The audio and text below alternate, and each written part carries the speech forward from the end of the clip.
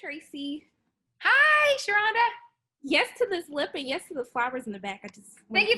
Right? Come on. I see that. You have a little pink on. I see that. Okay, talk about a thing.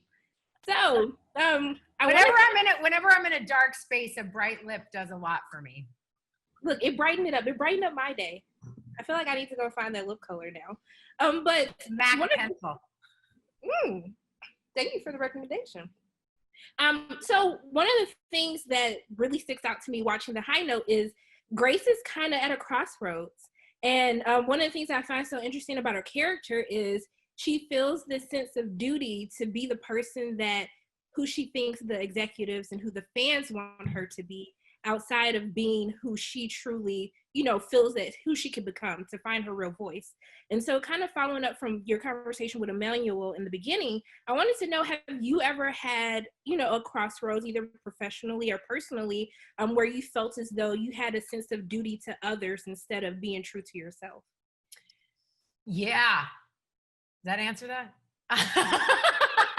What if that was it? I was like, yeah. Oh, like, come Next on, question. No. Yeah, absolutely. I think all of us have. I think as a woman, as a person of color, there's inevitably that place where your sense of yourself is larger than the world sees you, is different than the world sees you. I mean, how many times have I heard in these words or others, stay in your lane, which is basically stay small. No, sorry.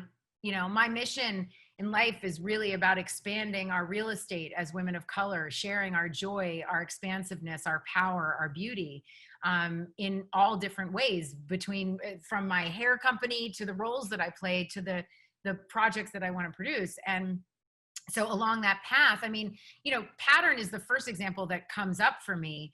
No one wanted those hair products from me. Nobody knew the viability of the masses of curly, coily, and tight textured women and men who didn't have products for us. I mean, it took me 10 years to get that company off the ground. But I am motivated and inspired by the idea that representation matters, we matter, and my own freedom and my own story matters. So often I remind myself that what people think of me is none of my business, and it also says more about them than it does about me. And particularly, in my acting career, although it might not be someone saying it to me, stay in your lane, you feel it because the system that we're in shows us that, that there's no parts for you.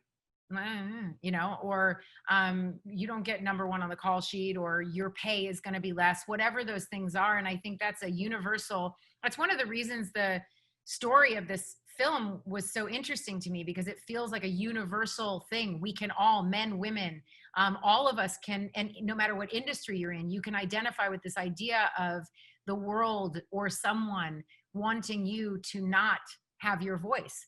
That scene in the movie in the record label is really poignant to me, that this woman, this grown ass, strong, successful woman who literally is the reason that all of those men that were mostly half her age were sitting there. She's the reason that record label, that record company exists and was what it was.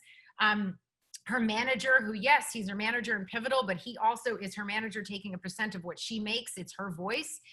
All of those men were sitting around that table without question, thinking that it was fine for them to tell her who she should be and what was next for her. Bull crap, and we all have had those moments, but the metaphor of that, of the world, of just the other telling you who you should be, is so identifiable. And to see it actually played out in 3D like that, or 2D if you're on the screen.